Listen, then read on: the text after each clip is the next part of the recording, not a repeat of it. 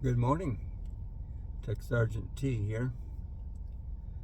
I was just contemplating the other day the fact that on my birthday in April, I'm going to be 80 years old. 80.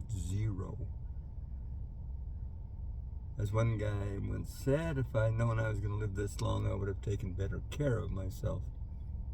Actually, I'm not doing too bad for my age. I was out walking the other morning. Noticed just what a beautiful morning it was. I live in a beautiful area. The sun was shining and the mountains had snow on the peaks. It was very nice. It made me think back about where it all started. Clear back in 1946, just after World War II. Portland, Oregon. Of course, within a few years, I think I was 4, we moved to Utah, which is a lovely state. 4 seasons, mountains, deserts, just about everything. And I contemplated all the places that I've been since. I was pretty much, settled here until I graduated high school. It was during the Vietnam War, and I certainly didn't want to get drafted. They had a pre-qualification program going at that time where senior men, young men in high school took our induction physicals before we even graduated. I certainly didn't want to be in that category, so I fulfilled one of my dreams that I always had, joined the U.S. Air Force.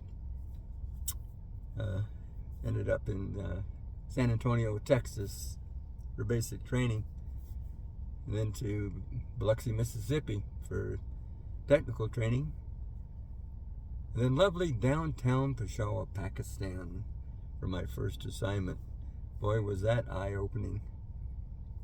Spent my time there and took off, and we went through Incirlik, Turkey, and then Madrid, Spain, Torrejon, back to the United States, where I spent some time on leave, and went to Berlin, Germany from there.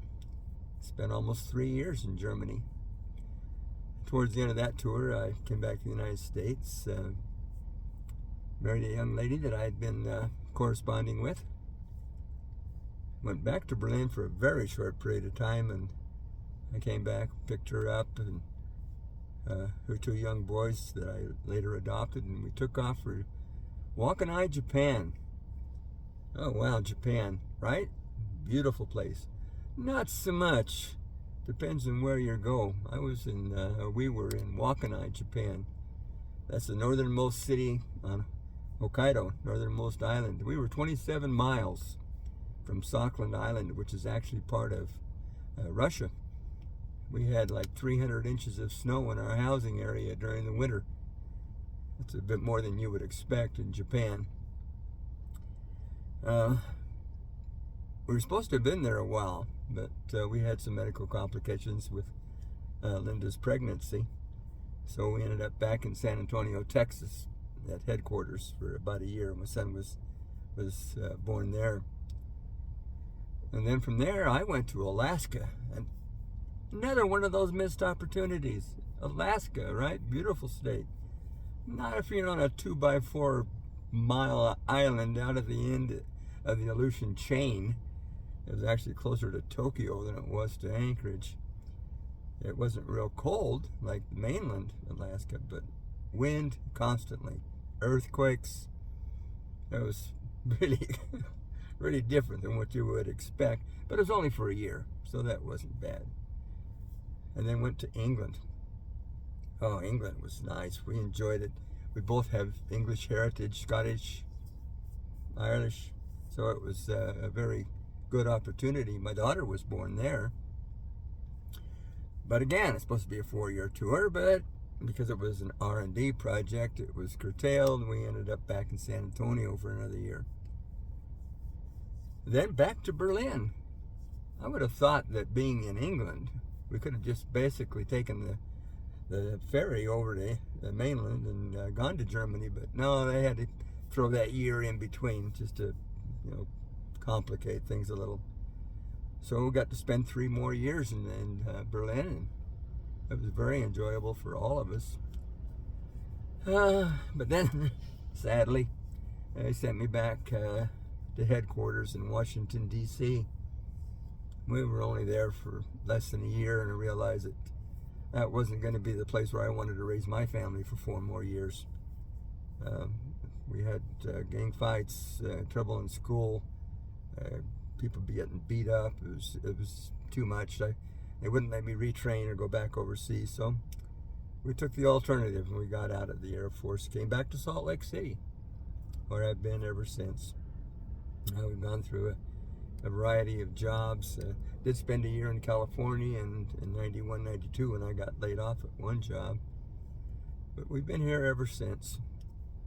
But in the process, I've seen most of the United States. I've seen a good part of the world. Saudi Arabia was another one. They used to joke about Saudi Arabia that if you go AWOL, they won't come looking for you for 4 days because they can see you that long. That place was flat and hot.